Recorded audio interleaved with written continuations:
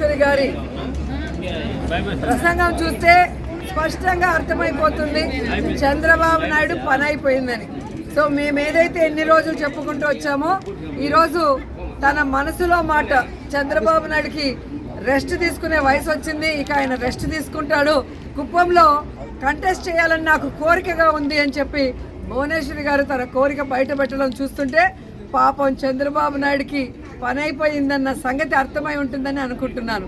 ఎందుకంటే ఈరోజు కుప్పం ప్రజలకి తాను 3 సార్లు ముఖ్యమంత్రి అయినా మంచినీళ్ళు కూడా ఇవ్వలేని పరిస్థితి. 26వ తేదీ జగన్మోహన్ రెడ్డి గారు వస్తున్నారు. కుప్పం చిరకాల కోరిక అయిన మరి హంద్రీ నివా ద్వారా ఏ విధంగా నీళ్లు ఇవ్వబోతున్నారో కళ్ళారా చూడబోతున్నారు.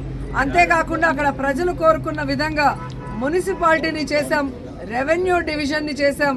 ఈరోజు మీరు చూస్తే ప్రతి కుటుంబానికి సంక్షేమాన్ని అందిస్తూ ఈరోజు ప్రతి ప్రాంతాన్ని కూడా కుప్పంలో అభివృద్ధిని చేస్తుంటే ఇక చంద్రబాబు నాయుడు పని అయిపోయింది, ఇక్కడ ఆయన కూడా గెలిచే పరిస్థితి లేదు అనేది వాళ్ళకి అర్థమైంది. కాబట్టే తెలివిగా మా ఆయన రెస్ట్ తీసుకోవాలి, నేను కంటెస్ట్ చేస్తానని భువనేశ్వరి గారు చెప్పడం చూస్తుంటే అందరూ కూడా నవ్వుకుంటున్నారు. పోనీ ఇప్పటికైనా ఆమెకు అర్థమైందని.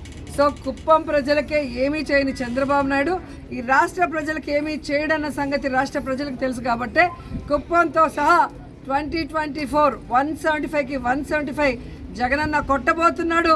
ఈ రాష్ట్ర ప్రజలకి మరింత సంక్షేమాన్ని, మరింత అభివృద్ధిని అందించబోతున్నారు. జై జగన్, జై జగన్, జై జగన్, జై జగన్.